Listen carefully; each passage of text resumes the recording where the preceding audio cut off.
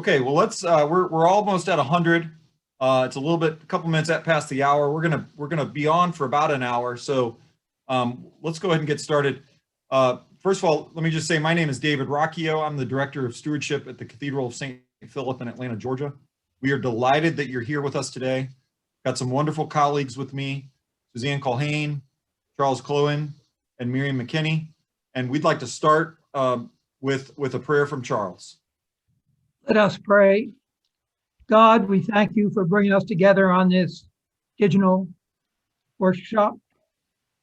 Lord, watch over each of the panelists that they speak in accord with your word. And Lord, all who are listening, that Lord, they may learn and digest what we have to share. And Lord, when this is over in an hour, I pray each of us will say, God, this was well worth an hour of my time. Amen. Amen. Thank you very much, Charles.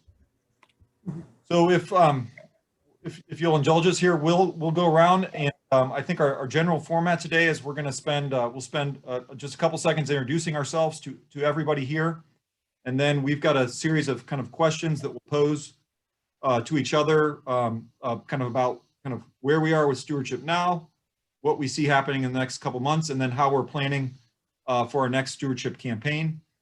You're welcome to provide questions over in the chat. We'll try to monitor those and ask them as we go along, or table them for the end if it's maybe not related to the exact topic that we're talking on in the moment. But Suzanne, if you'll maybe just start, we'll just do some quick introductions, and then we'll go to our first topic. Great, thank you very much. Well, good afternoon, everybody, and it's great to see so many of you joining, and especially giving the little shout outs on the chat. That is one wonderful feature of this format. My name is Suzanne Culhane. I am the Canon for Stewardship in the Diocese of Long Island. I also serve as priest in charge at St. Philip's Church in Dyker Heights, Brooklyn. That's in the south of Brooklyn next to Fort Hamilton Army Base. And as well as I consult and teach and preach nationally. I have over 20 years of experience in this field. I have been doing stewardship and fundraising work for over 20 years, and I am very happy to once again be sharing my knowledge, background, expertise with the Seek Network. So thank you very much for having me. And Miriam?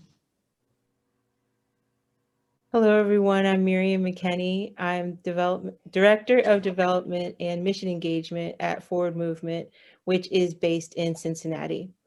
I also am the youth minister at Calvary Episcopal Church and on the leadership team of Beloved Community in the Diocese of Southern Ohio. That's my volunteer work and my passion.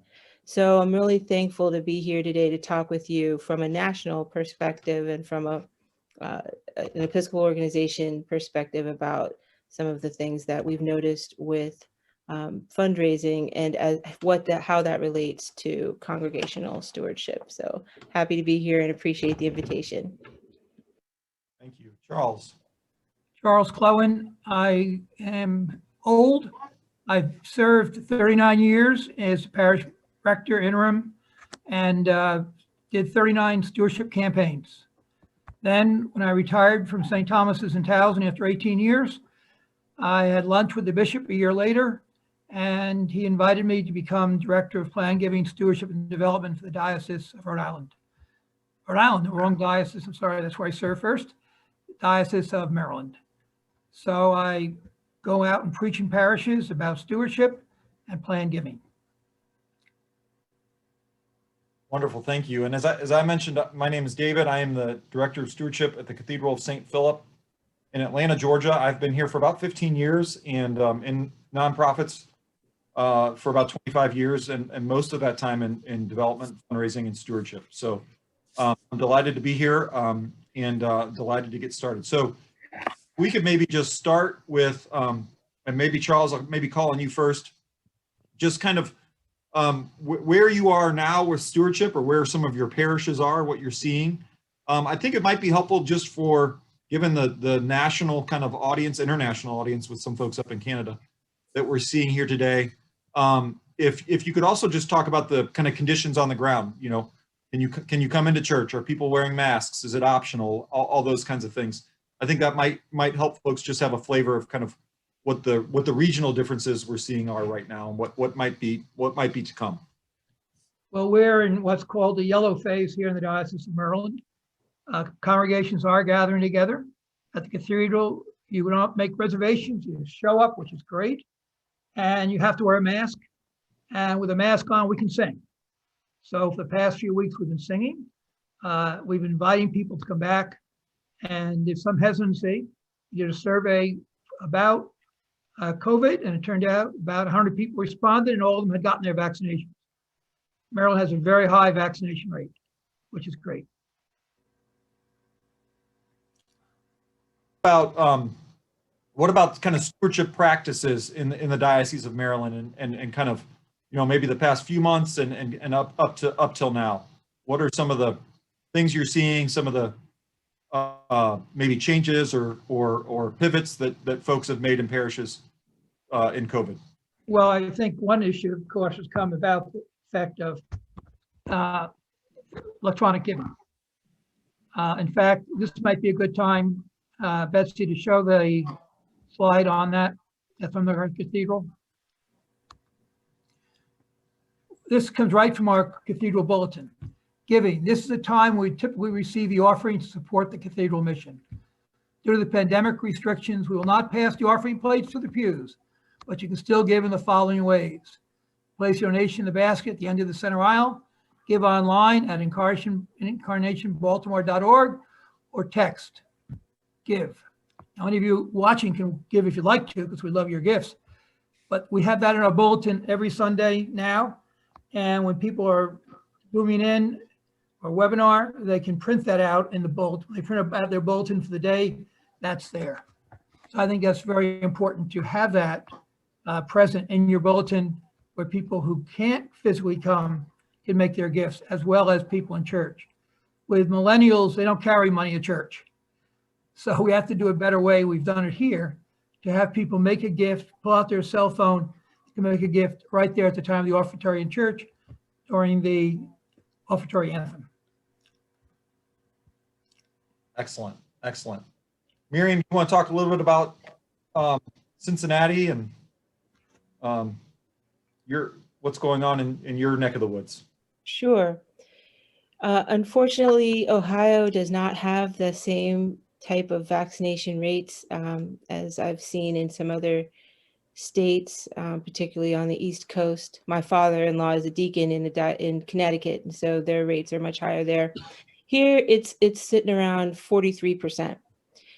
And yet, our guidelines have lifted to a degree that we actually, at our staff meeting this week, we're talking about how do we keep up with the guidelines constantly changing to where we can be in church without masks. We are able to sing. The communion rules have changed, but we at Calvary are taking a slower approach in solidarity with children and other people who, for whatever reason, can't be vaccinated. But with that said, we've done very much the same thing that Charles mentioned as far as putting in our bulletin, which is that if you're in person, you receive one, as has been tradition in the past, but there's also online bulletin that has all of the ways to give. And many people in our congregation have set up online giving either weekly or monthly, or, to keep, some people want to keep it in the same way that they've always done it, of every week they give a gift. And some folks have changed their giving patterns, and that's been going on the entire pandemic. And we were able, with the excess of pledges, because people kept their pledges, which we were very thankful for. And we also were able to create a benevolence fund with the excess to be able to help people in need due to job loss or whatever. So that's what at least our parish, and what it's very similar to what a lot of folks are doing here in Cincinnati. Excellent. Suzanne? Sure. So I will talk about my parish, St. Philip's Church in Brooklyn, New York. We are worshiping in person. New York City has a relatively high vaccination rate, so we are at almost 70% right now, which is pretty high, and reaching that so-called herd immunity that everybody talks about. By the way, I think we should call it flock immunity in the church. So we are doing pretty well. Our physical space, our nave, is extremely small, built to hold 100 people under normal circumstances. Because of the pandemic and to maintain social distancing, we are worshiping in our parish hall, which allows us to be the 6 feet apart, be safe, and everybody is still masked. So we are singing masked 6 feet apart, and it's going pretty well. It's a bit of a more relaxed and casual environment, kind of just the folding chairs, folding table that I use to celebrate the Eucharist. And we happen to have a piano in the parish hall, which is great. And we use that for our singing. So it's been working pretty well. I think people have been pretty accommodating, pretty just thankful just to be in person. And they miss the full shebang, so to speak, that they get when we can be in the church. Coming in just 2 weeks for the 4th of July, the months of July and August, beginning with the 4th of July, we will go outside. So we have a significant piece of land. So we will worship on our front lawn, which I think is also important at this time to provide that visible witness to the community. So we begin with 4th of July, a neighborhood mass. The chaplain from the local Fort Hamilton Army base will be with us to preach. And we will continue then proceed that way throughout the months of July and August, and then hope to be back in the church in September, assuming that we are going to continue increasing vaccination rates and lessening virus around. And how about from a stewardship lens, Suzanne? What are you kind of how have you kind of responded or changed some of So in my particular parish, we were really not doing much online giving prior to the pandemic. It just was not in the culture. They very much like paper and even cash here. And so we have transitioned a bit. We still do about 50-50, I would say. But for us, that meant that, we had almost half of our people giving online now, which is significant. What we have seen is that the fulfillment rate actually increases with the online giving. And I am seeing that across the diocese as well. That's one, I think, very positive trend of this pandemic. And with the online giving push, I am seeing parishes that essentially have had no or perhaps increased giving during the pandemic, because while they may have had slight decreases in pledges, they had increased fulfillment. In other words, cash in hand ended up being higher than it was previous, or at least steady with the previous years. So that is a significant benefit, because the online giving just promotes that automatic and significant, higher rates of fulfillment. So that's one trend I'm seeing. And then just to say, in my work as the candidate for stewardship across the diocese, we have 131 parishes and missions across the Diocese of Long Island. And, I would say that this word uneven is being used a lot now, especially to talk about giving across the church and across the country. And I would say that's what I am seeing. I haven't actually plotted it out, but anecdotally, it seems to be basically a bell-shaped curve. We have, a quarter of our parishes essentially who have significantly suffered. About half of our parishes are somewhere in the middle, and then about another quarter are at the top and are even seeing increased giving. So it's kind of uneven, and I think that's very important to note when we make our recommendations and talk about where we're at, because it really is very specific to a particular location and context I am finding. Thank you. So at the cathedral in Atlanta, we're in, I think, very similar places to what you all have mentioned. The Diocese of Atlanta was allowed to kind of go back into church shortly before Easter, and we're now at a point where you can come in unmasked, you can come in without reservations. We're asking folks that have not been vaccinated to wear a mask, but unvaccinated folks are welcome to come without a mask. We're seeing people come back, which is wonderful and glorious. We have begun passing the plate, which is also great. So we are beginning to have loose offering again. That was we took about a 1% hit on our budget because of no loose offering in 2020 during COVID. So that was a big hit financially. It was about $50,000 for the cathedral. So we're passing the plate. We're beginning to see some of that back. And, we started our stewardship campaign a little bit later. And so we're kind of right in the middle of our stewardship campaign, essentially. So we are very much still sending out pledge cards and pledge emails and making phone calls and encouraging people to make their pledges and fulfill their pledges. The month of, we send quarterly pledge statements at the cathedral to encourage people to basically, if they've pledged $1,200 for the year, we're sending a statement in the middle of the year saying, hey, we had hoped that you would have given about $600 by now, and here's how much you have given, and can you make up a catch-up payment, or you've already made $800. Thanks so much. So we're in the process of sending those out right now, and kind of getting back in the rhythm of things, which is really kind of exciting. I'll kind of defer to my kind of what's next, but that's kind of what we're seeing kind of to date. Miriam, I might pivot to you to say, well, how are you all thinking about the next couple months, and kind of through the end of summer, and what that looks not just like for the parish, but also for your stewardship planning and practices. Thank you. And actually, I wanted to just mention something about forward movement, if I may, as far as how the pandemic has, what we noticed and what we asked people to do.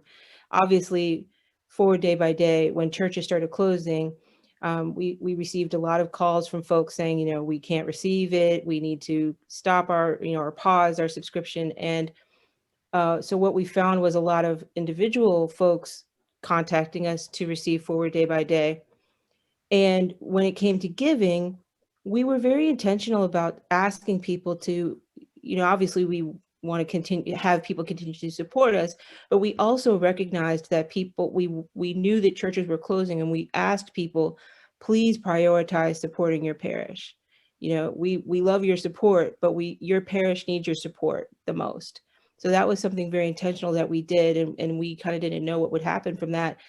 But our gifts, we are kind of, Suzanne, on that bell curve that you mentioned, our donations went up, and we have more donors and even, churches who are supporting us, because we've tried to be very generous with the resources that we have. So I think as far as stewardship for us going forward, both at Calvary and at Forward Movement, it's about continuing to tell the story of God's love for us, and that God always keeps God's promises. And so as people of faith in a difficult situation like a global pandemic and the other pandemics that we're a part of, we have the faith in belief in God's abundance.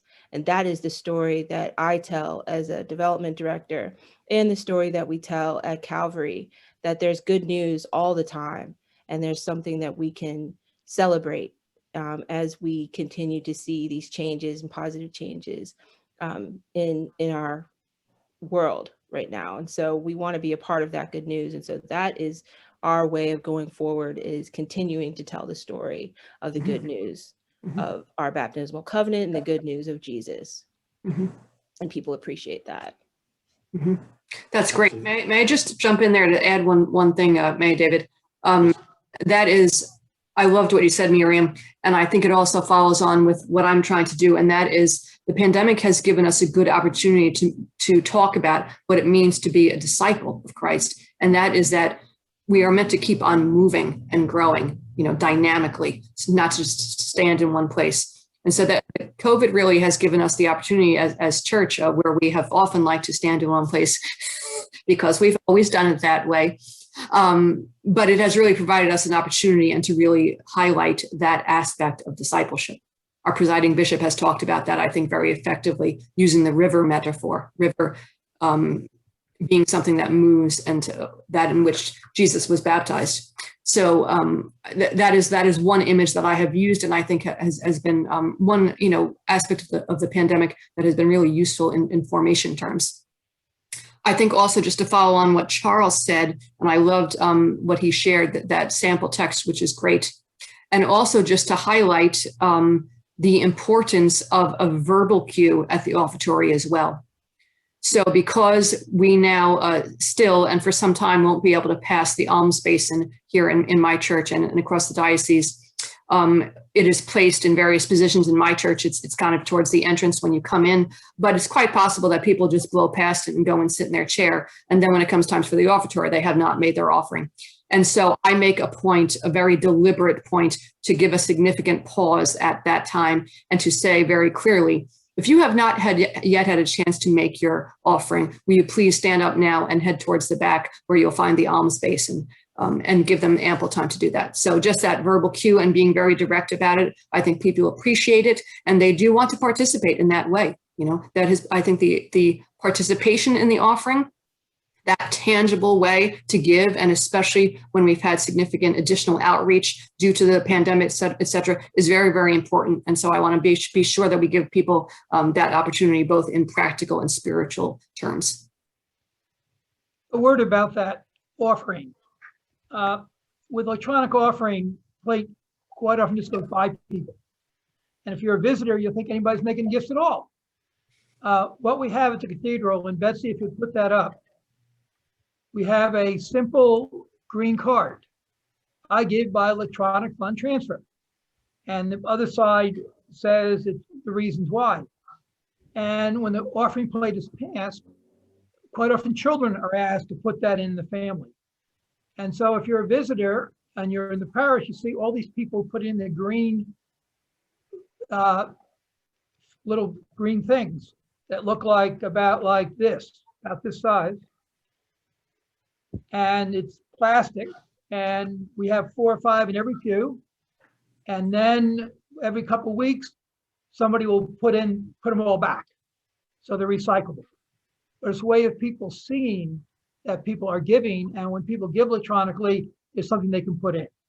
And it really works out well for both visitors, for parishioners like me, because I give by check, I'm an old-fashioned guy, but to see all these people putting this in, and for the children to see that their parents are giving, I think it's very important.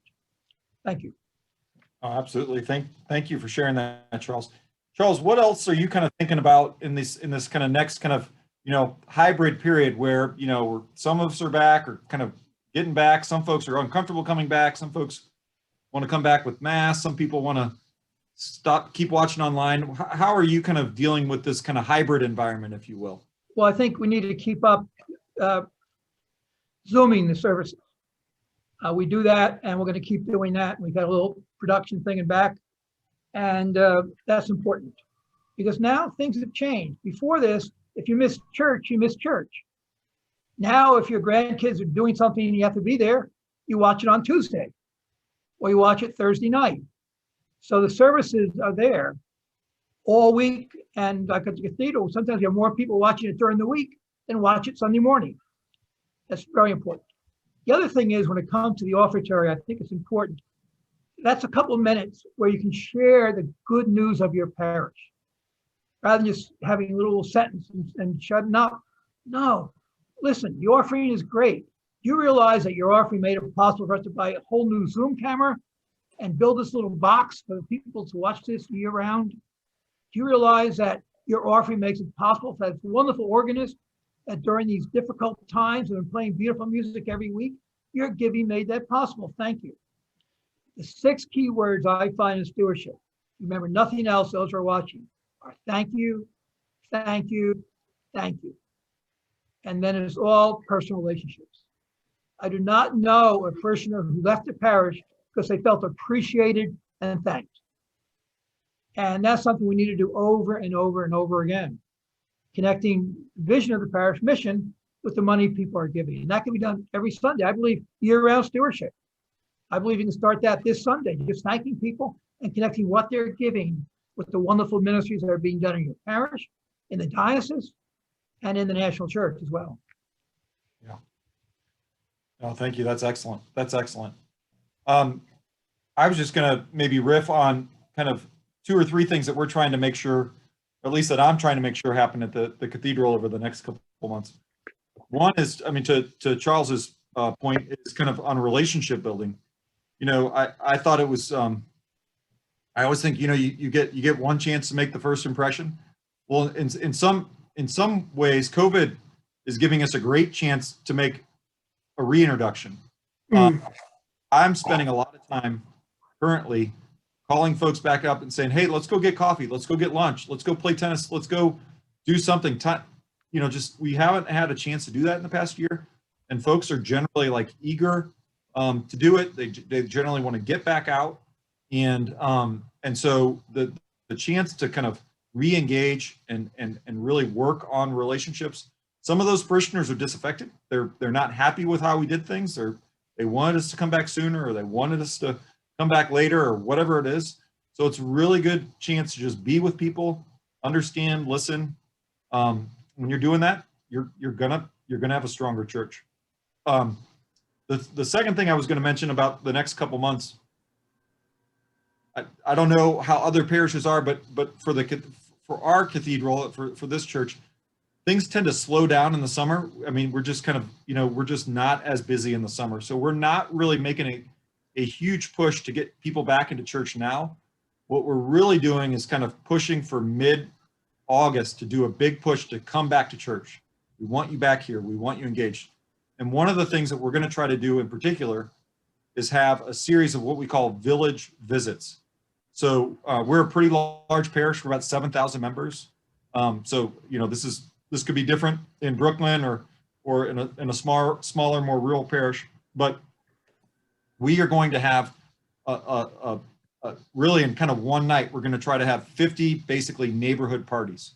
So we can there's this software called Z Maps. Y'all can look at it where you can map your parishioners' addresses into neighborhoods. You can kind of draw little circles around it and say, okay, here's the 20 or 30 people that live in this part of Atlanta, and 20 or 30 people live on the west side of Atlanta, on the east side and the south side, all that stuff.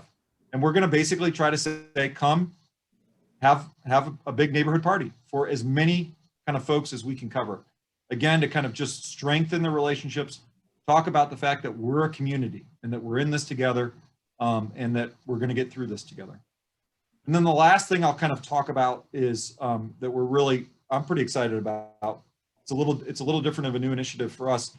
April Kerwin, who's a wonderful colleague, a stewardship colleague down in Austin, Texas, in her seat presentation that she gave at the conference earlier this year, she talked about video thanks, and as kind of a new, neat way that they were thanking folks. We found a company that's kind of taking that to the next level for us, where we can do personalized video thanks. And so it's pretty neat. You kind of have a personal video clip that starts at the front and says, "Hello, David, thank you so much for making a pledge to the 2021 stewardship campaign." And then you can clip on non-personalized thanks to it. And it's really neat. You can do it yourself if you've got the time and energy, but there's also some companies that help kind of, make the process a little simpler for a little bit of money. We went with the latter. And so, but we're excited to kind of have that new way of thanking folks. Just a kind of a neat, kind of personal way of thanks. It's dynamic. They're getting a video, and so that's something that we're excited about over the next couple months. Suzanne, did you want to add anything about kind of your thoughts over the next couple months? You've just got me thinking about Thanksgiving, so maybe I'll double back in a second.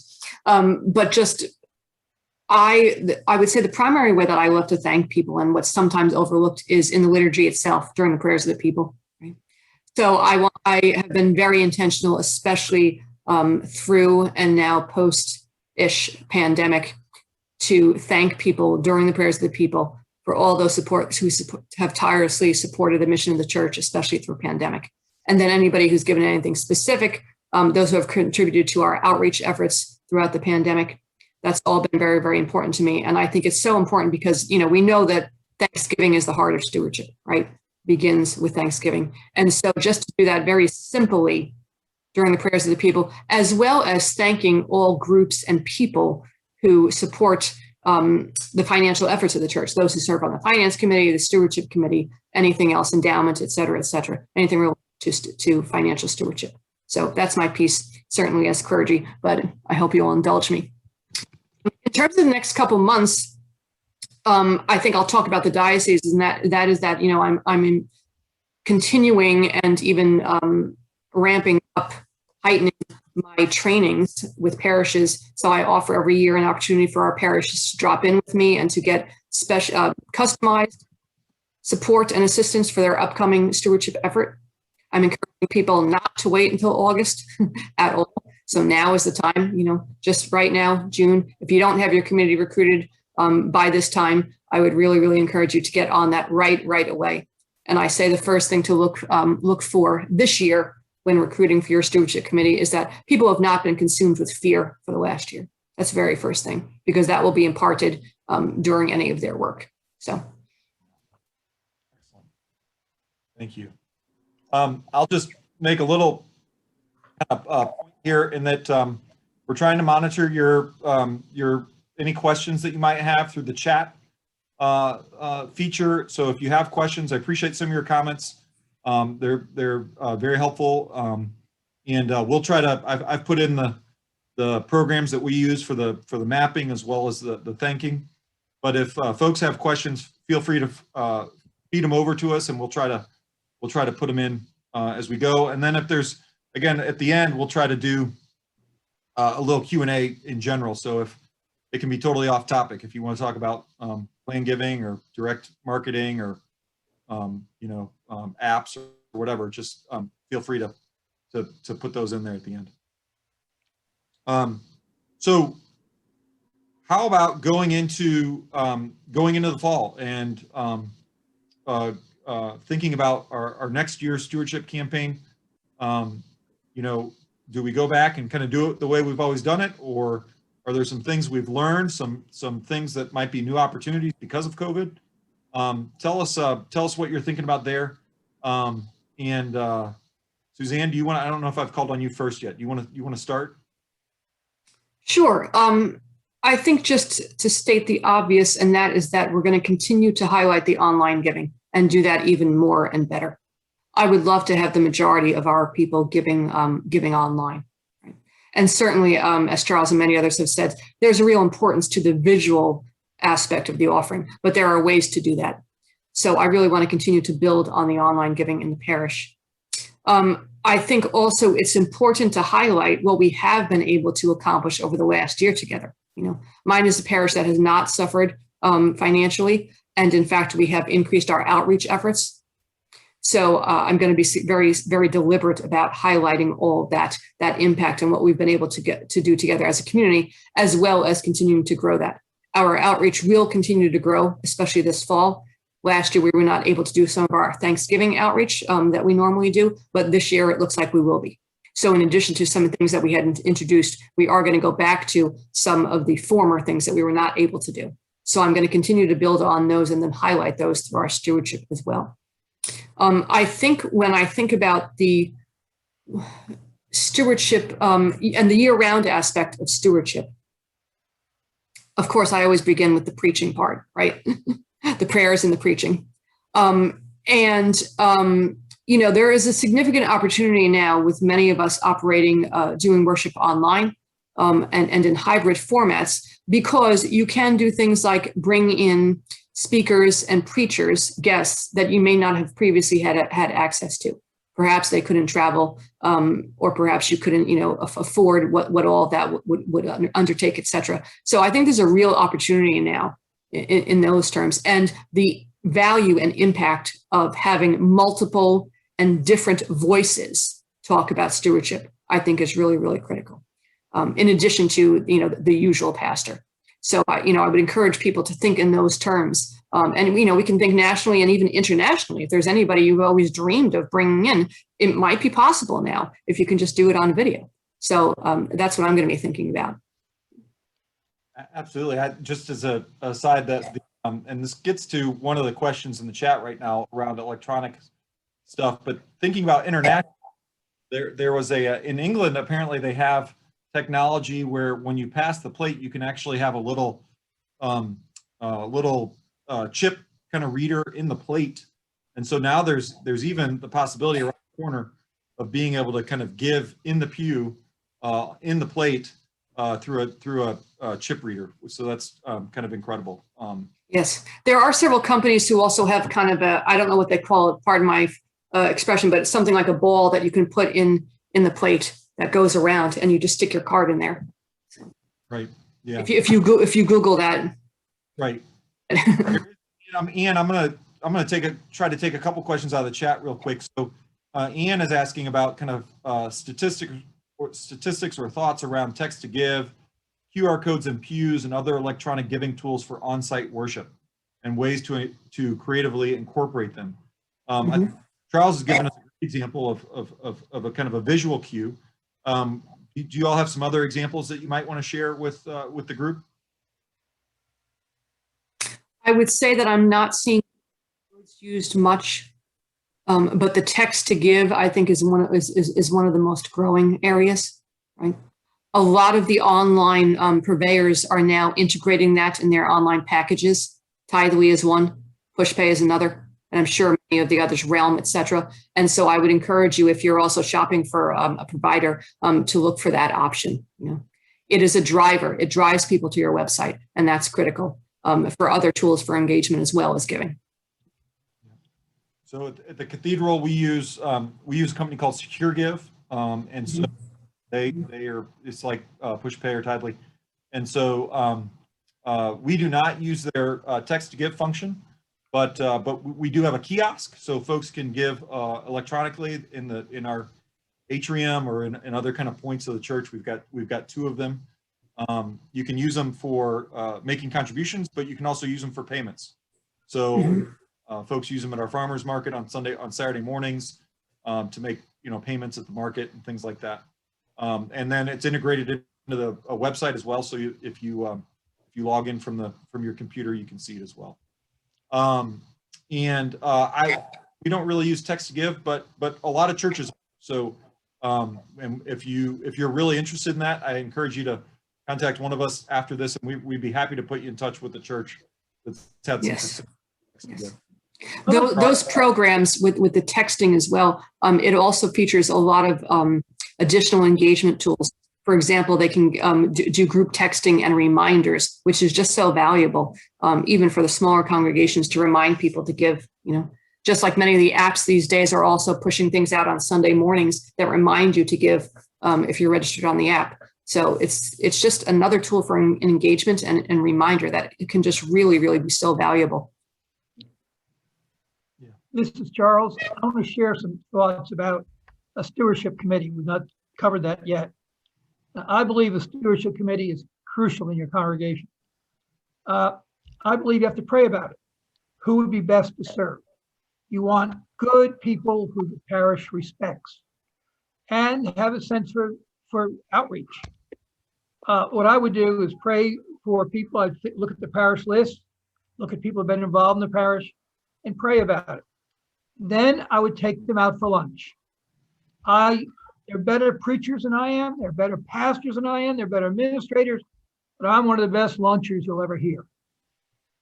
When I went to my first parish, or last parish, I asked them to negotiate a no question asked expense account so I could take people out for lunch. And I would take the person out for lunch, he or her. I would go into business or stop by their house, whatever, and ask them to serve and tell them why. And then tell them what the requirements were, what you expect. The great thing now for stewardship committees are these digital webinars. You can let your stewardship committee, if you're listening to today, all you are listening, you can have all your stewardship committee tomorrow Zoom in this. Click on this, and they all can sit at home with a good beverage, iced tea or whatever, and watch it for the hour. And then when you come together, they all have been educated in the same way. SEEP has incredible ones on planned giving, stewardship, the last year that are all accessible for your stewardship committee and your rector. And that's great. And TENS also has incredible webinars available. This is free. These are available. You can watch them in your home. It's homework for your stewardship committee. Then when you get together, you've got some really good content to deal with. So I just wanted to say that's what the great thing now that didn't exist a year ago. Now we have these available for our stewardship committees and to educate people on stewardship. Thank you. Absolutely. Thank you, Charles. And I'll just riff on that. Somebody asked in the Q&A about how do you work to get kind of a large parish of 500 pledging households. How do you kind of work to get all of those in?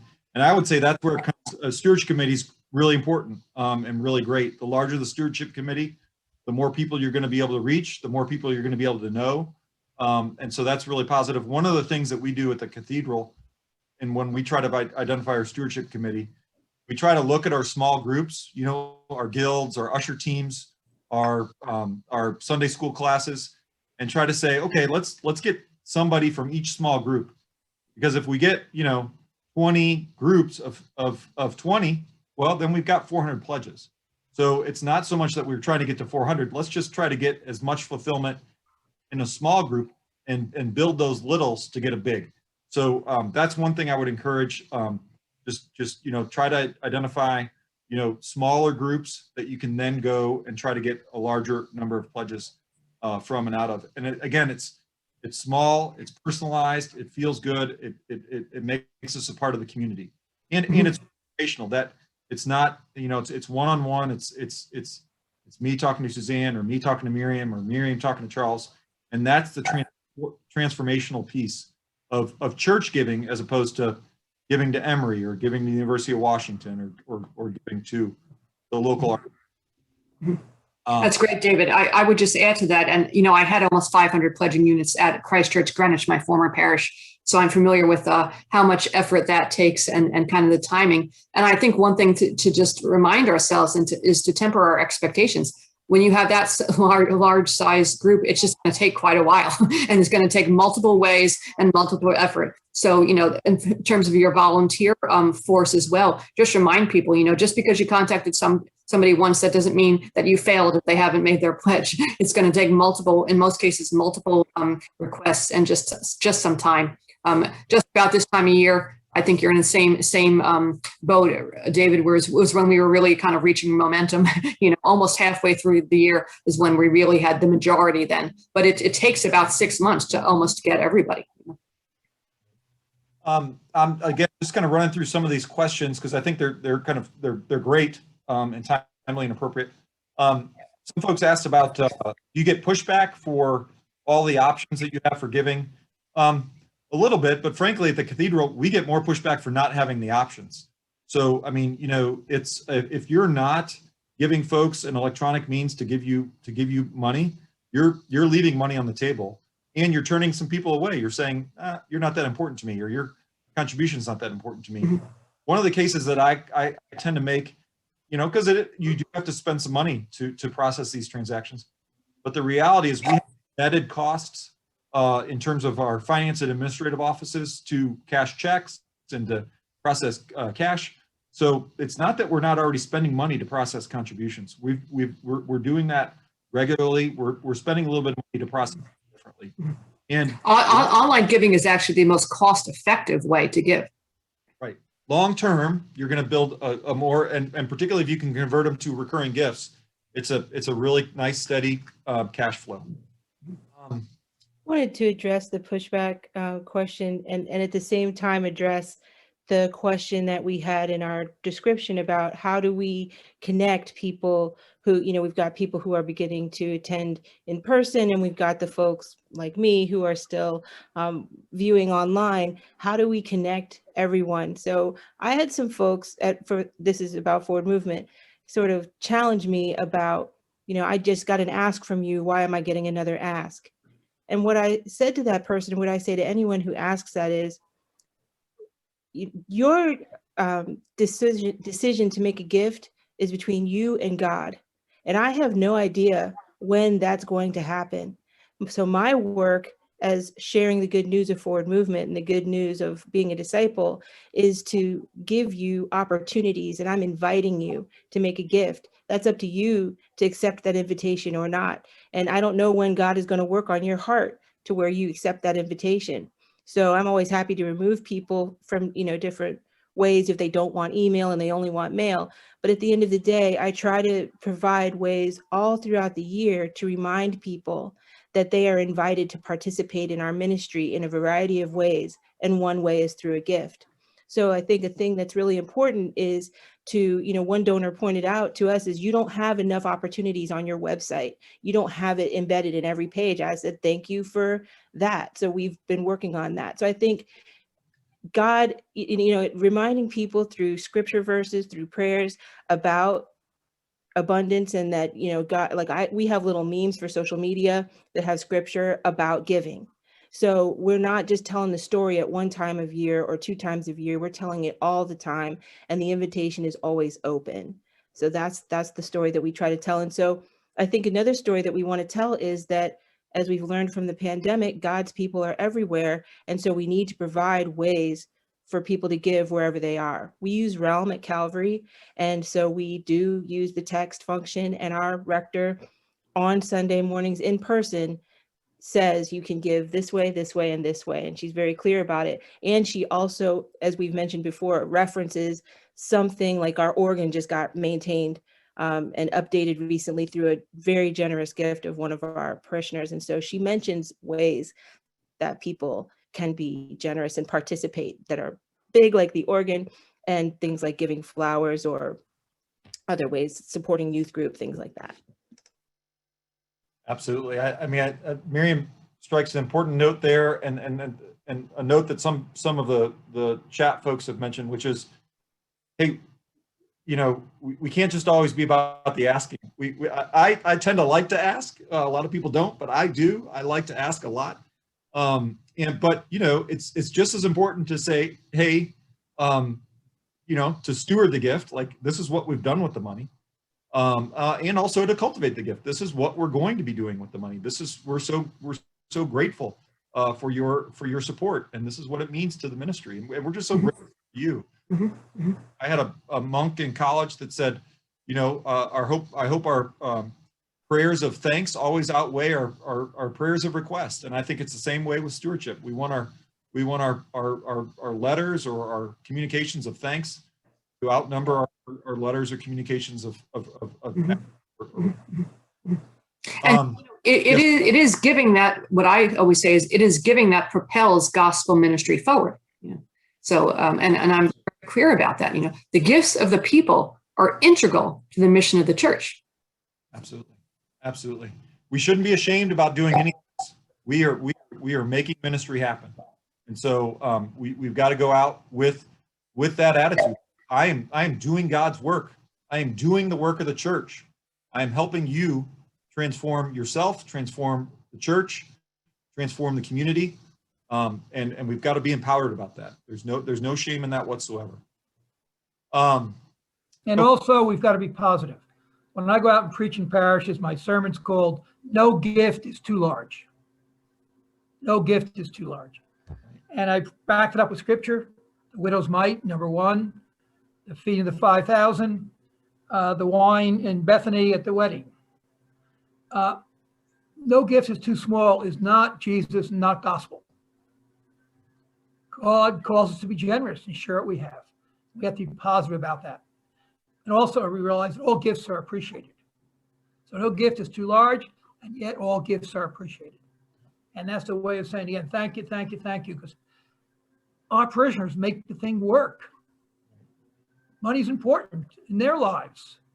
Parishes I've served, money's been real important in people's lives. Okay, so it's important in the life of the church, and we can talk about that because it's doing such incredible stuff for Jesus. Okay, so I'm gonna respond to one little thing in chat. There's some folks that have talked about using some other apps like PayPal or Venmo or Cash App. If you have specific experiences using those, there's some people who have questions about how to lose the processing fees and stuff like that. If you could respond directly to the folks asking that in the chat. I am not familiar with that, frankly. I apologize. But if you are using PayPal and have gotten PayPal to recognize you as a nonprofit and therefore does not charge you processing fees, if you'll share that. Somebody asked about wonderful kind of stewardship speakers that folks are aware of and know of. I'm going to put Suzanne on the spot. I think Suzanne is one of our best stewardship speakers in the church right now. So I would highly encourage you to think about her. But if other folks have some folks they want to give shout outs to, I think our audience would love to hear that. I would be happy to provide a list to anybody who is interested in that. I do get this question quite frequently, and to be perfectly honest, I should have brought that list with me and I did not, and I'm blanking out at the moment, but I have that list and would be happy to share it. It is building all the time. For anybody who is friends with me on Facebook, There was a wonderful stewardship sermon just preached last week or the week before, and I did post that on my feed. Happy to share that as well. Thank you. Miriam or Charles, some folks that you might want to recognize? No, I do not. I do not have a list of people who, are good stewardship preachers. I know you're one. I've heard great people on Steve webinars. But I don't have a list as such. And I don't know how I can't think. I'm blanking on the name of the priest whoever did the webinar. I'll look it up. Did a webinar with the CSS gentleman who I was talking earlier about. He's excellent because they did a tremendous campaign and were very successful during the pandemic. Raised some $1 million or more. But he's also very engaging. But the person who I heard talk about stewardship who came to mind immediately was Father David Anderson, who is my friend Maggie Keats' father. And he gave several short stewardship talks, scripturally based. They really changed so much of my perspective about fundraising. I mean, a lot of the things that I've shared, I know I got from the time I spent listening to him. So he's a person who I recommend. Father Matt Hyde at Heavenly Rest in New York City is another one who comes to mind. So thanks for jogging my memory, Miriam. I'll also just kind of point out, we kind of do different kind of stewardship speakers and preachers at the church from time to time. Something that's kind of fun and it is to go outside the church. There are some incredible Presbyterian preachers, incredible Methodist preachers, Catholic preachers, Jewish rabbis, and you've got this kind of resource all around you. And sometimes we're like, oh, we're the Episcopal Church, we do it differently. Well, that's fine, but there are some incredible resources, and sometimes, even though they're sometimes saying the exact same things, because they're somebody else, they get heard a little differently. And so I would also just lift up your kind of local talent and go out and reach out and find some folks. As just a anecdote, I met this morning with the rector of a local church just down the street from us. And learned that they are in the midst of a $50 million capital campaign. And he's like, you all have raised that before. I'm like, we've never raised that before. But he was so engaged, and it was just a reminder that, hey, ministry's happening, and sometimes it takes money to make it happen. And two, as Suzanne and Miriam talked about the bell curve, there are some congregations that have not missed a beat, and there are many people in those congregations that have not missed a beat financially in the past year. And it doesn't mean that you can't go raise money right now. So even though it's been incredibly difficult for the entire country and the entire world, there are still folks that are financially very healthy and want to invest in churches. David, that is, if I may, one of the things that I remember from some research that I read and from that previous SEEP webinar is that one of the noticings from the data is that people who had an amount of wealth where they either were retired or not struggling in the pandemic, didn't lose their job, gave more than ever. So that area, because of the fact that they saw that there was a way that they could make a difference, a tangible difference in ministries and people's lives in all across various sectors. That was happening. And I know for us at Forward Movement, we saw giving on all levels increase, the major donors, and then the people who come in, with $5, people want to participate in something that's life-giving and life-changing. And those are the noticings that we've seen in the last year. Absolutely. Well, we've got just a few more minutes. Want to be sensitive to time. Appreciate everybody being here. Addie asked a nice question, which actually I think is maybe a kind of a good question to wrap it up. But if we get one or two more that we can try to fit in, we will. Which is, I'm interested in how you all are preparing for a possible drop off in giving after the crisis year. people were extraordinarily generous during this year, but I am concerned about the coming year. Would anybody like to try to address that?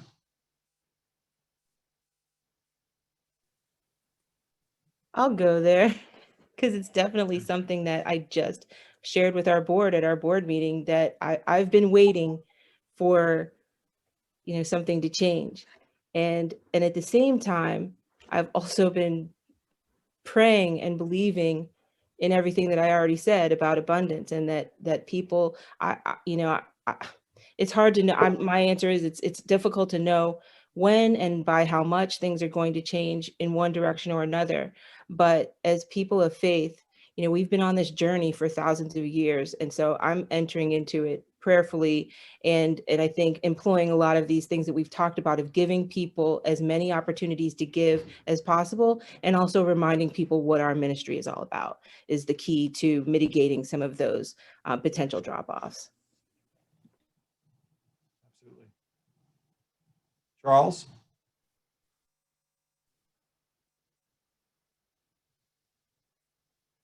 I published a book called Minute Stewardship, Creative Ways to Talk About Money in Church. And there are over 50 authors in there, 50 people who have written meditations about giving, stewardship, special occasions, and planned giving.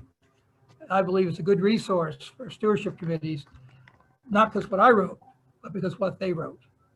And that's available, and you'll be sent off a flyer about that as part of the follow-up here. But that's a resource I believe people can use. When you buy the book, you can print any of the meditations without, you already have bought permission to do the meditations. And Suzanne's also has 3 meditations in the book.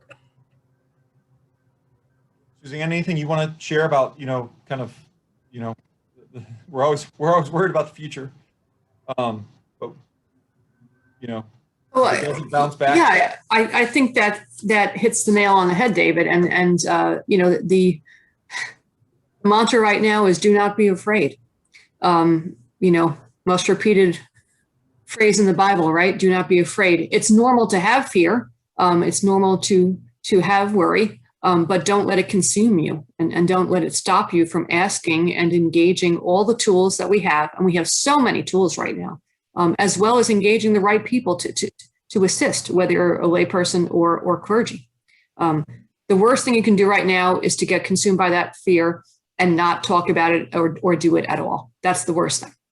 And if you're in that spot and you need some talking to, give me a call.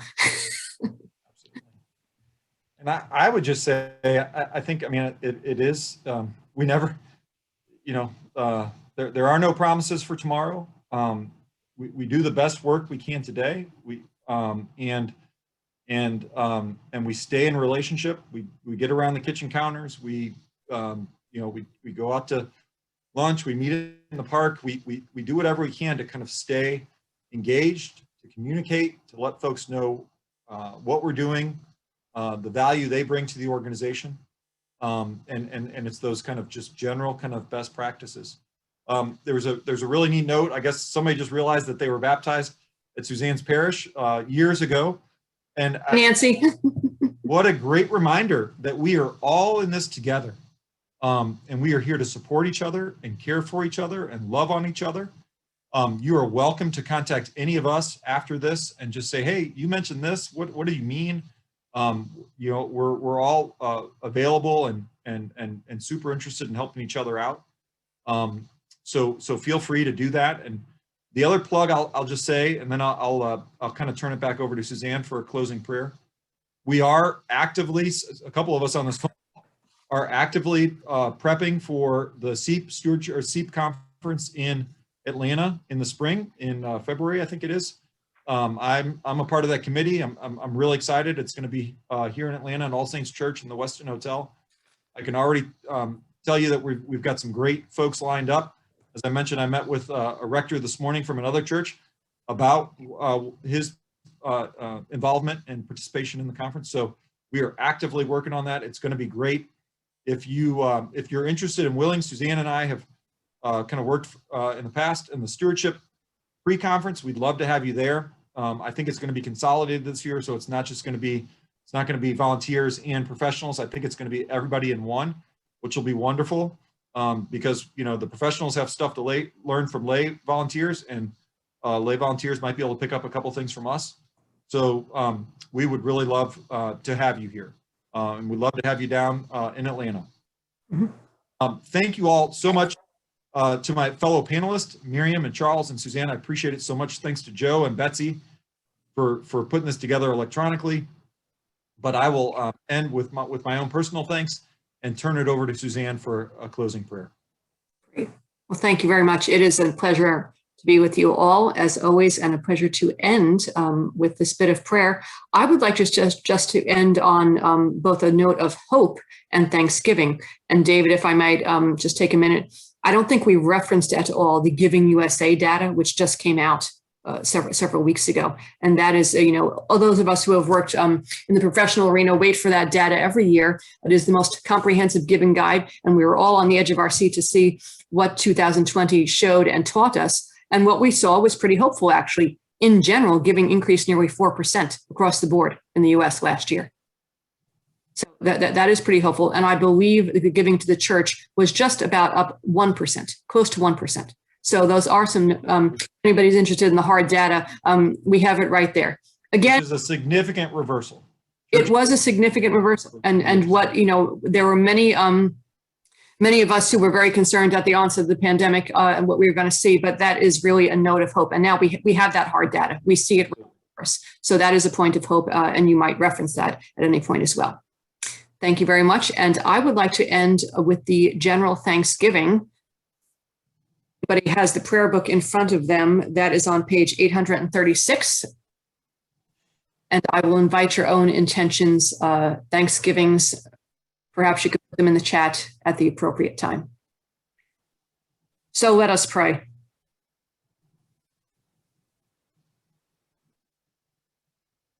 Accept, O Lord, our thanks and praise for all that you have done for us. We thank you for the splendor of the whole creation, for the beauty of this world, for the wonder of life, and for the mystery of love. We thank you for the blessing of family and friends, and for the love and care which surrounds us on every side.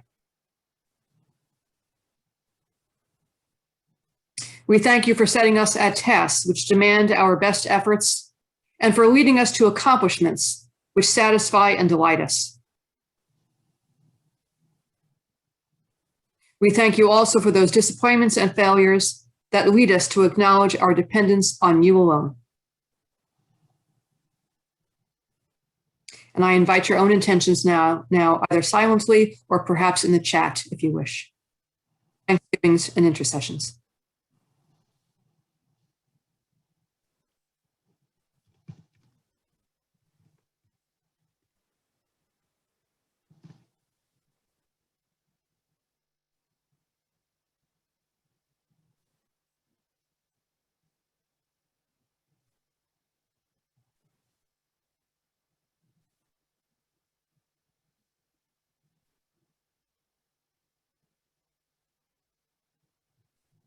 We lift up Renee, Bob, Jean, Virginia, family, people of India, all those suffering during this pandemic.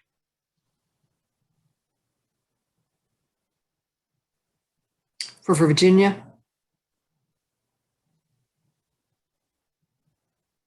we give thanks for all the many blessings around us. Church,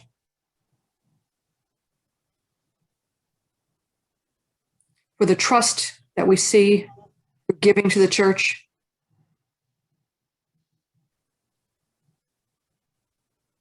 and for all those who faithfully lead stewardship and finance ministries in their own parishes and contexts.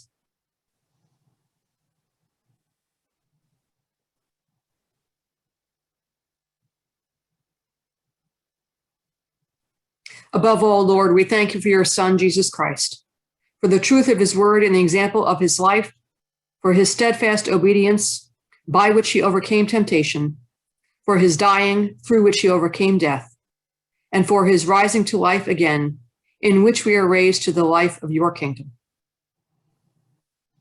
Grant us the gift of your Spirit. Know him and make him known, and through him at all times and in all places may give thanks to you in all things. Amen. Thank you very much. Thank you all.